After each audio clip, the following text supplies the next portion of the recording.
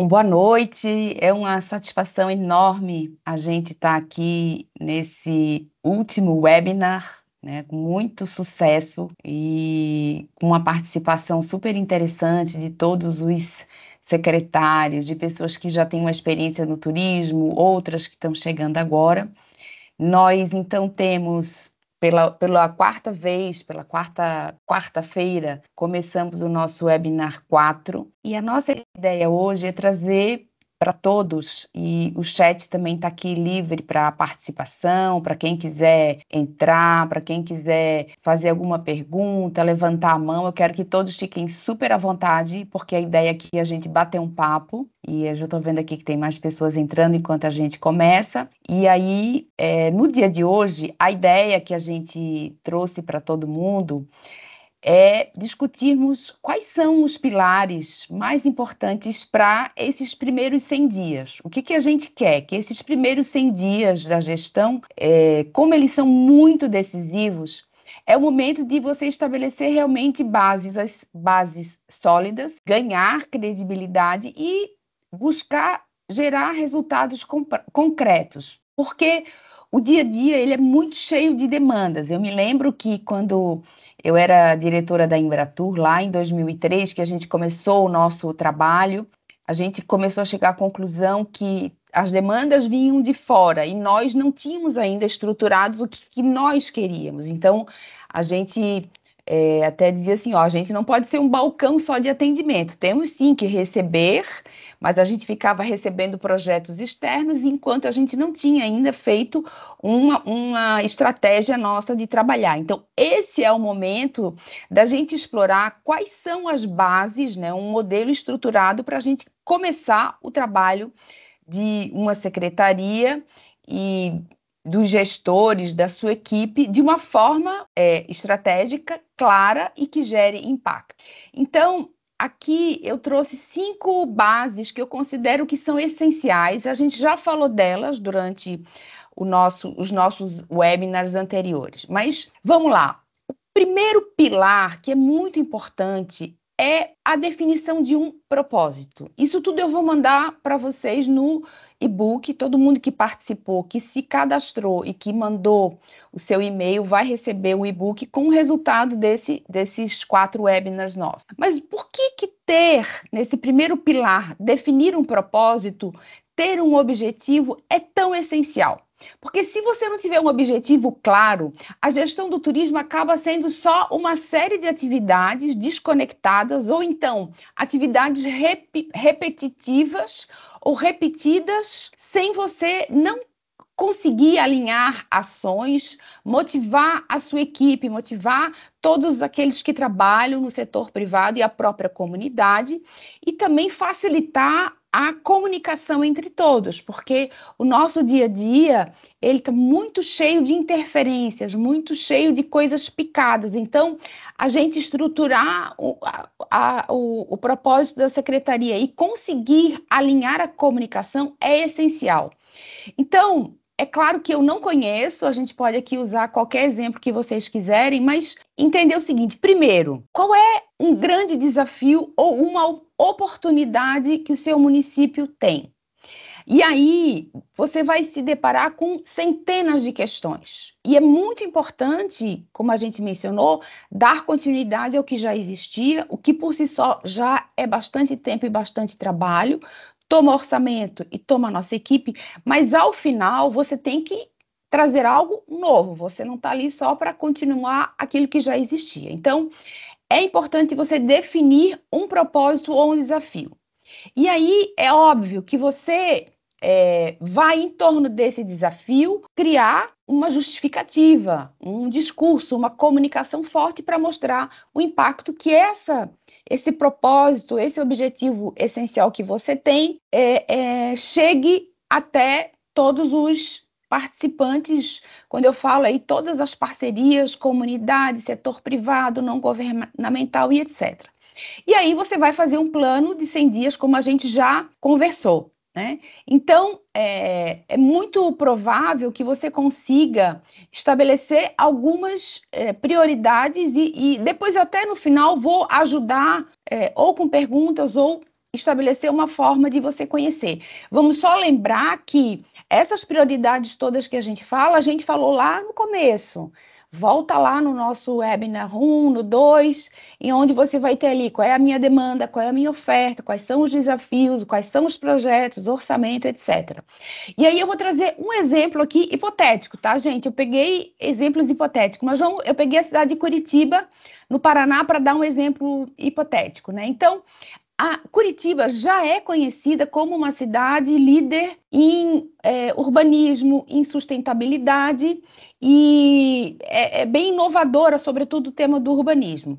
Mas vamos supor que, vejam bem, a gente falou aqui que é um projeto de 100 dias, né? 100 dias é no dia 11 de abril. Quando chegar dia 11 de abril, vocês vão lembrar de mim, porque vai chegar rapidinho.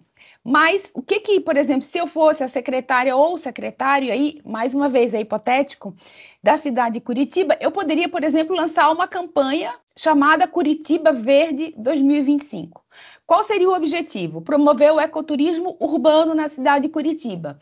E aí eu poderia criar, se é que já não existe, né, um roteiro que tenha parque, jardim botânico, mostrar todas as iniciativas de sustentabilidade, criar roteiros até para pessoas de outros lugares que provavelmente que trabalham com urbanismo, arquitetura, desenvolvimento das cidades. Todas essas pessoas já devem ir a Curitiba conhecer as suas iniciativas, mas você pode criar um roteiro, organizar eventos educativos e fazer tours guiados para visitantes e até para moradores para falar da importância da sustentabilidade e como a cidade pode ser um exemplo.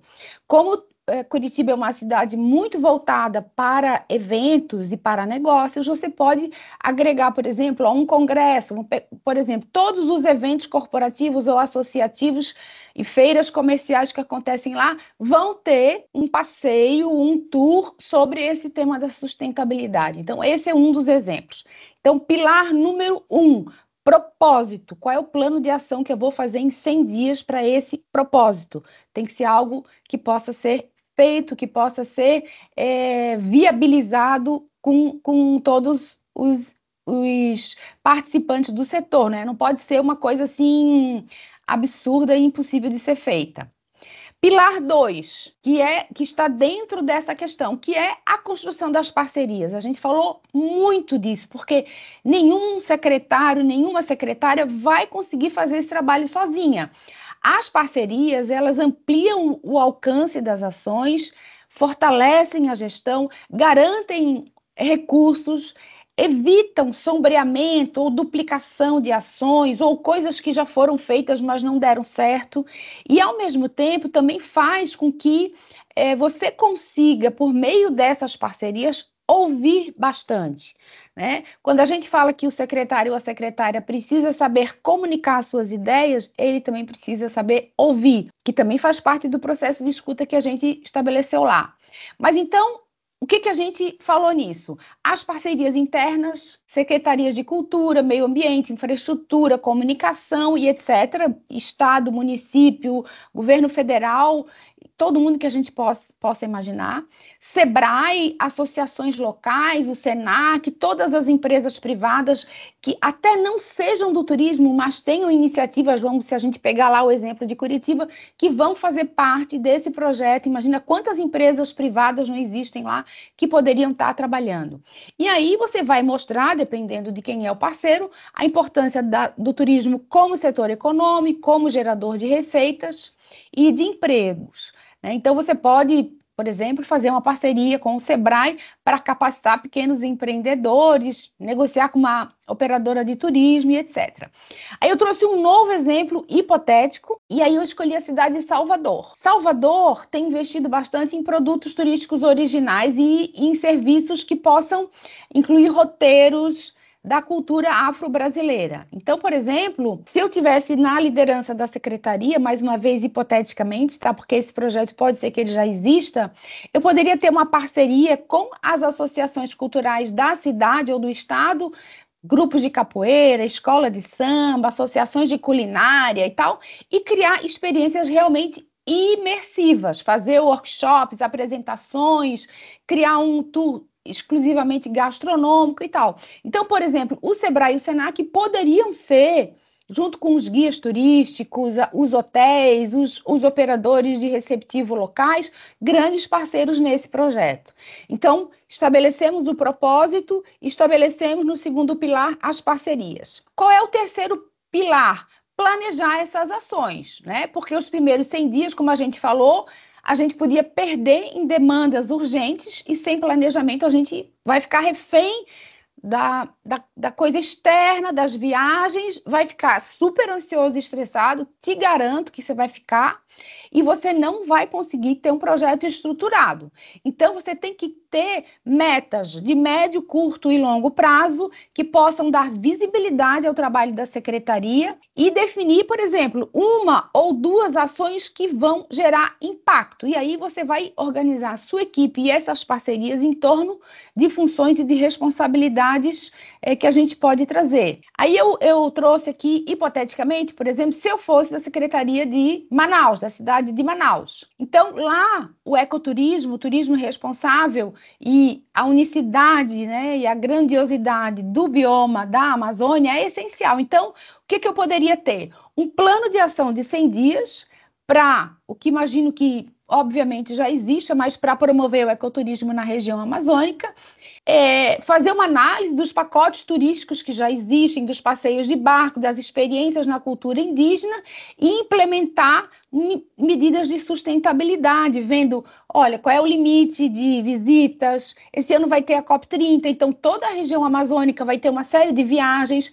e como que toda a prática do turismo sustentável vai estar voltada dentro dessa estratégia. Então, é super relevante as parcerias que eu poderia estabelecer em torno dessa questão, mas que cada ação que eu vou desenvolver, seja ela de capacitação, de criação de roteiros, ela seja estruturada e planejada.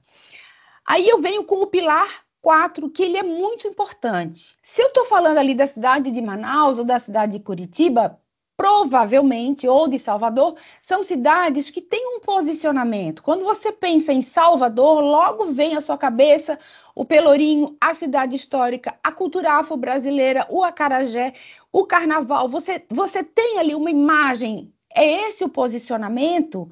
Se você pega a cidade de Curitiba, ela tem essa imagem. Como que o turismo pode agregar? Então, se o destino já tem um posicionamento, a gente precisa validá-lo e reforçá-lo.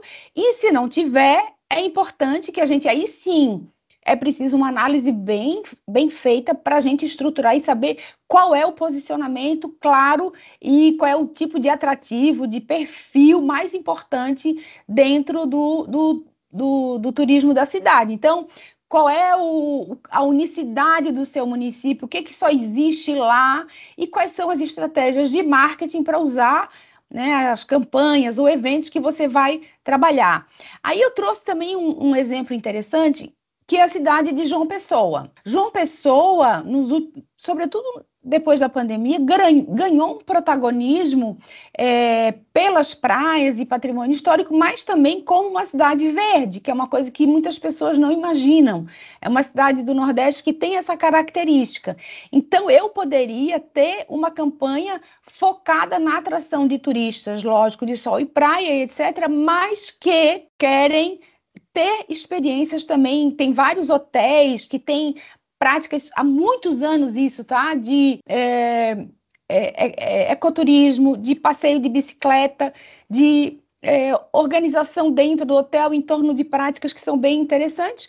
E aí sim você vai destacar as belezas naturais e etc. E seja, buscar consolidar, no caso de João Pessoa, com o público final, com os operadores, com a imprensa, influenciadores, esse posicionamento da cidade. Então, aí é uma cidade que ainda não tem um posicionamento totalmente claro, mas que precisa fortalecer, por exemplo, esse que eu sugeri. E, por último, o quinto pilar é o engajamento de todos. Eu tenho essas parcerias, mas eu preciso ter a minha equipe, a comunidade local, mais uma vez, envolvida dentro desse processo.